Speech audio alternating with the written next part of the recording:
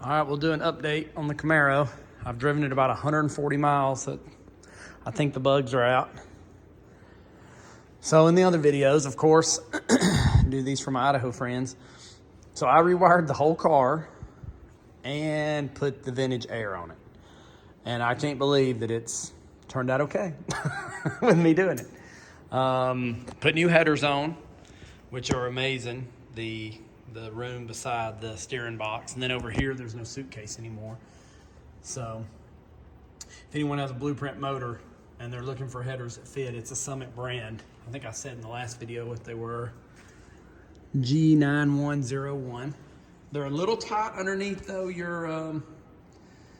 your floor pan. I had to, push that down a little bit so they wouldn't, knock on the bottom of it. I still got to take that wire back. Then I've got to clean up the new inner fenders, put new inner fenders on both sides. A few scratches out the box, so we'll tape that up or paint that up. Painted the front core support. Painted the back firewall. Of course, vintage air comes with a plate to block off the suitcase. Like I said, I may have said it in the last video. The only bummer was I really wanted to hide those. Like, if they'd been longer, I could have went and then come up from underneath. But I'm not gonna wait, and wasn't gonna order any. I've already, like last Saturday, we went to a car show in Piedmont and took the Camaro. My buddy Eric drove the Nova. Daddy drove the 55, and then I drove the Ferrari. And praise the Lord, everything was good there. I also put an electric fuel pump and my mechanical fuel pump back on. So I have both. I was gonna take off the electric altogether. It was a little Holley Mighty Mite, and it was super loud underneath the passenger side seat. But Daddy helped me. He actually done that for me. He made like a bracket in the back, and we moved it to right beside the fuel tank. And then I, hid the lines and rerouted it.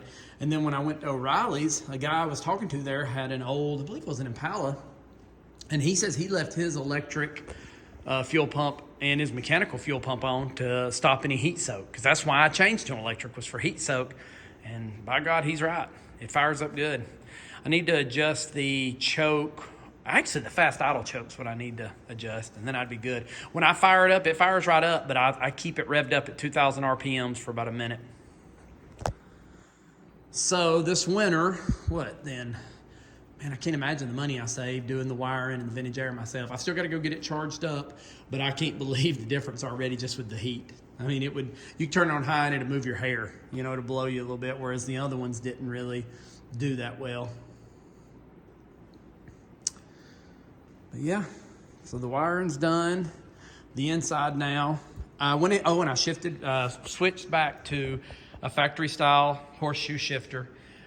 I had that Quicksilver B&M, and it's just very complicated since it's kind of like a race shifter. And with my wife driving this car, she had a little issues with it a few times. So we went back to this one. This one, though, was a ShiftWorks. That way I could have since I have a 700R, so it shows the 4-speed. Let's see. Did the radio delete. Like I said, my buddy Jeff sent me his radio, and it didn't fit right. And he did a delete plate, so I just went ahead and done a delete.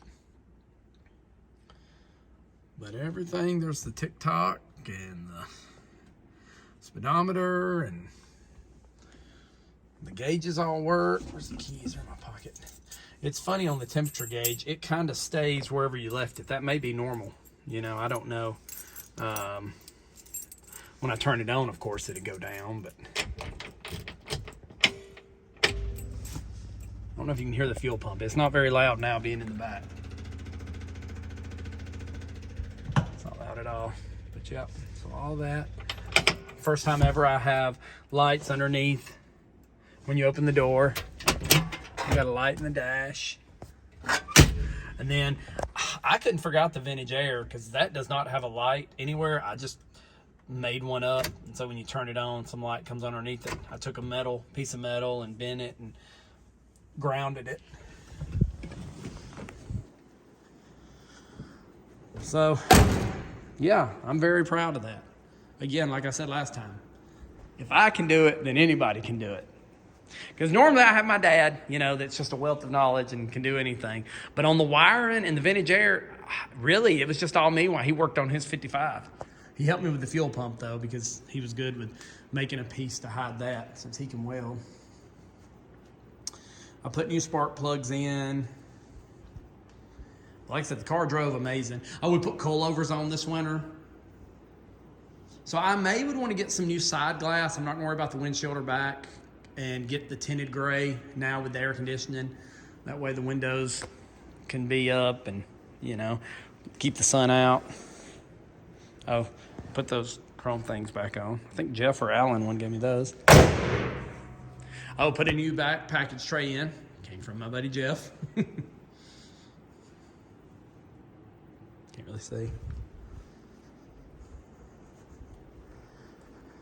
So now, since having the car, what am I going on, 5 or 6 years? Let's see. If I did it slow, I'm gonna get some LED headlights.